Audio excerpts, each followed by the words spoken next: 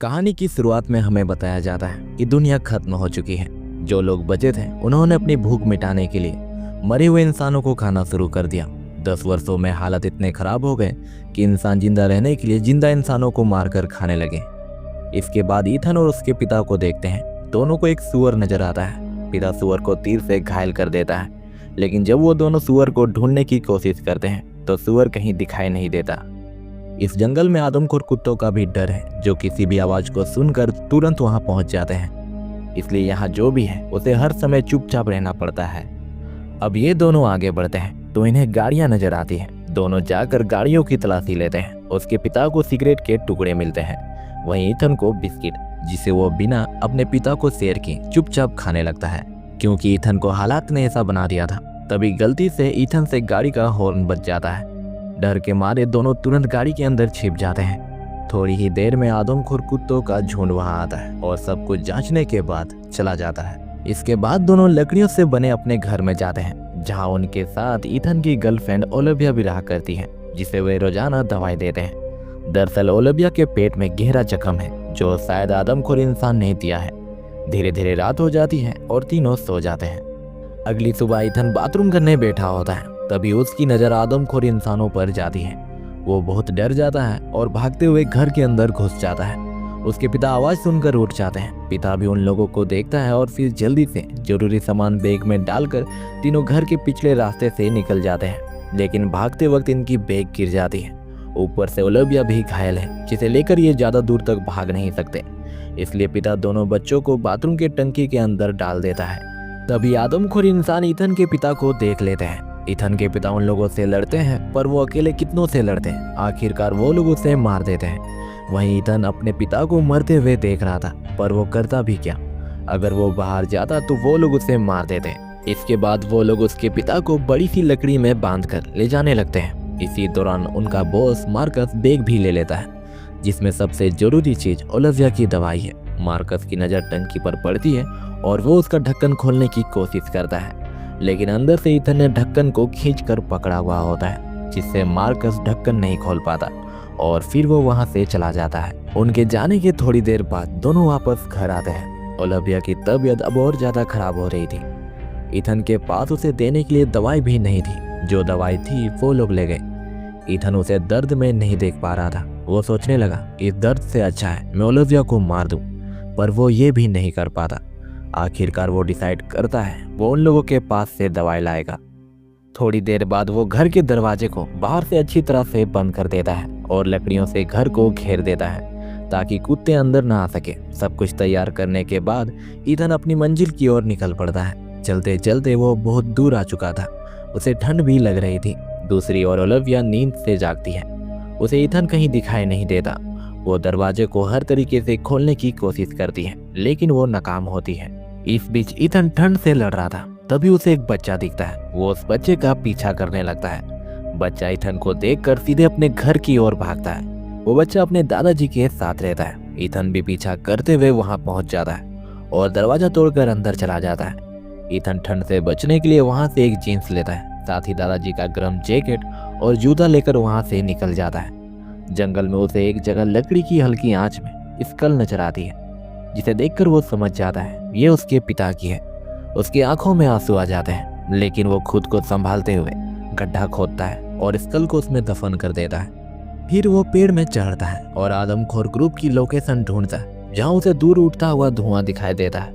तभी अचानक उसका पैर फिसल जाता है और वो पेड़ से नीचे गिर जाता है, जिससे उसके मुंह से बहुत जोर चीख निकल जाती है। उसी समय उसे कुत्तों की आवाज सुनाई देती है। तब वो जल्दी से आग जलाने की कोशिश करता है। दूसरी ओर आदमखोर अपने साथी फ्लिक्स के पेट के जख्म को सिल रहे थे। धीरे धीरे रात हो जाती है। इस बीच ईथन के पास कुत्ते पहुंच जाते हैं। वो कुत्तों को जलती लकड़ी से डराता है और उन्हें किसी तरह भगाने में कामयाब होता है और रात वहीं गुजारता है और सुबह उठकर आगे बढ़ता है। उसे एक टेंट दिखाई देता है, जिसकी तलाशी लेने पर उसे सीटी और छोटा सा चाकू मिलता है। वो दोनों चीजें लेकर वहां से निकल जाता है। उसे बहते हुए पानी में खून दिखाई देता है। वो खून का पीछा करता है और उसे आदमखोर गिरोह की एक साथी दिखती है, जो उनके बॉस मार्कस की प्रेमिका है। वो पानी में खून सा सना चाकू धो रही थी। सब कुछ हो जाने के बाद वो ठिकाने की ओर बढ़ती है। ईथन भी हाथ में पत्थर लिए उसके पीछे पीछे आ रहा था। अब ईथन को उन लोगों का ठिकाना मिल चुका था, बस वो इंतजार कर रहा था उसके जाने का, और होता भी ऐसा ही है। वो लेडी दूसरी तरफ चली जाती है। ईथन जल्दी से वहां पहुंचता है और दवाई ढूंढने लगता है, लेकिन उसे दवाई नहीं मिल रही थी। तभी अचानक वही लेडी कुल्हाड़ी से उस पर हमला करती है, लेकिन ईथन ने उसे आईने में देख लिया था, जिससे वो बच जाता है। लेकिन वो लेडी रुकने का नाम नहीं ले रही थी। ईथन किसी तरह पत्थर उठाता और उसका सर फोड़ देता है, जिससे उसकी मौत हो जाती है। ईथन दोबारा से दवाई ढूंढने लगता है, लेकिन तभी उसे दिखाई देता है कि इसके साथ ही आ रहे हैं। वो जल्दी से लाश को लेकर पेड़ के पीछे छुप जाता है, लेकिन लाश को लाते समय लाश के ऊपर रखी कुल्हाड़ी फिसल कर गिर गई थी। ईथन देखता है कि वो लोग अपने खाने के लिए उसी बच्चे को लाए थे जिससे वो मिला था। साथ ही उसने उनके बॉस को ओलिविया की दवाई बॉक्स में रखते हुए भी देख लिया था। इस बीच उनमें से एक साथी को कुल्हाड़ी मिलती है और फिर सब उस महिला को ढूंढने निकल जाते हैं, सिवाय फ्लिक्स को छोड़कर। वो गाड़ी के अंदर जाकर आराम करने लगता है।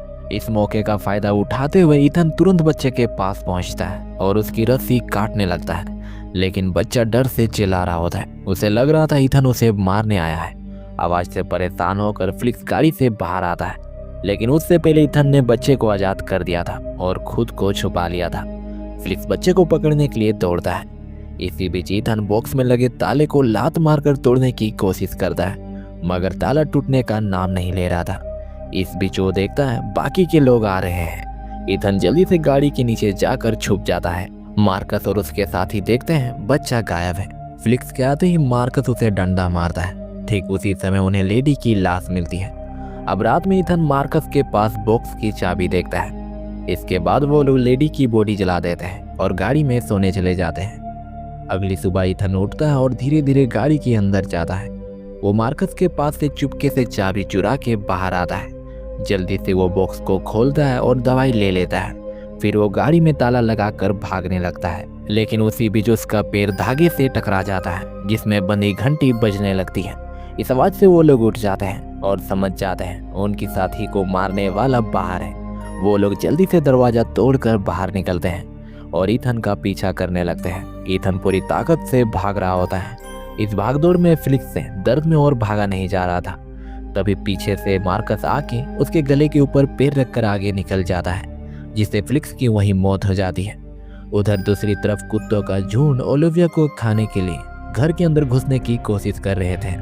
इस बीच ईथन के ऊपर वो लोग हाथ धोकर पीछे पड़े होते हैं। वो लोग उस पर तीर से हमला कर रहे होते हैं, लेकिन ईथन किसी तरह वहां से बच के निकल जाता है और सीधे उस बच्चे के घर पहुंचता है, जहां वो बच्चे के दादाजी की लाश को बुरी हालत में देखता है, जो कि आदमखोर कुत्तों ने किया था।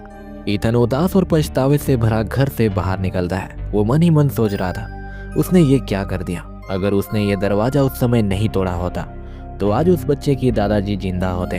तभी वो लोग वहां पहुंच जाते हैं और ईथन को बेहोश करके ले जाते हैं। जब ईथन की आंख खुलती है तो वो खुद को बंधा हुआ पाता है और उन लोगों को उसे खाने की तैयारी करते हुए देखता है। ईथन की नजर सीटी पर पड़ती है और वो किसी तरह सीटी लेकर बजा देता है। तभी कुत्तों की झुंड की आवाज उन्हें सुनाई देती है। मार्कस और उसके साथ ही जल्दी से वहां से भागने लगते हैं। ईथन भी उनके जाने के बाद चाकू से रस्सी काटकर पेड़ के पीछे छुप जाता है। इस बीच कुत्तों का झुंड वहां से गुजरता है। मार्कस अपनी जान बचाने के लिए अपनी साथी लड़की का पैर चाकू से घायल कर देता है, जिससे कुत्ते उसे आसानी से दबोचकर मार देते हैं। जब मार्कस अपने दो साथी के साथ उसी जगह वापस आता है तो देखता है ईथन वहां नहीं है। वो तीनों उसे अलग अलग ढूंढने लगते हैं। भागते भागते ईथन थक गया होता है। वो एक पेड़ के पीछे आराम करने लगता है। तभी मार्कस का एक साथी उसे देख लेता है और मारने की कोशिश करता है, पर ये ईथन का एक ट्रैप था। ईथन पेड़ के ऊपर छुपा हुआ था। दोनों के बीच जमकर लड़ाई होती है। ईथन किसी तरह चाकू से उसे मार डालता है। दूसरा आदमी ईथन को ढूंढता ढूंढता वहां आ जाता है। वो देखता है उसके साथी ने ईथन का काम तमाम कर दिया है। वो जैसे ही नजदीक पहुंचता है ईथन उसे भी मार डालता है। अब ईथन गुस्से से भरा तीर धनुष उठाता है और मार्कस को ढूंढ निकालता है। वो उस पर एक तीर चलाता है जो सीधे उसके जांघ के अंदर घुस जाता है, जिससे उसकी चीख निकल जाती है। ईथन दोबारा तीर चलाने की कोशिश करता है, लेकिन इस बार धनुष टूट जाता है। मार्कस की चीख सुनकर कुत्ते वहां पहुंच जाते हैं। ईथन वहां से जल्दी भाग जाता है, लेकिन मार्कस चोटिल होने के कारण भाग नहीं पाता। ईथन भागते भागते एक घर पहुंचता है, जहां उसे बहुत सारे खाने की चीजें मिलते हैं, जिसे वो भरने लगता है। इसी दौरान मार्कस भी वहां पहुंच जाता है, जो किसी तरह उन कुत्तों से बच गया था। ईथन तुरंत वहां रखी गन उठाता है और गोली चलाने की कोशिश करता है, लेकिन गन में गोली नहीं होती। अब दोनों के बीच लड़ाई होने लगती है। इस मारपीट के दौरान ईथन जल्दी से दूसरी गन उठाता है और मार्कस का खोपड़ी खोल देता है। फिर ईथन वहां से निकल के जाने लगता है। रास्ते में वो बच्चे के लिए कुछ खाने की चीजें रख देता है और सीधे अपने घर पहुंचता है, जहां वो देखता है ओलिविया नहीं है और घर में कुत्तों के निशान भी थे।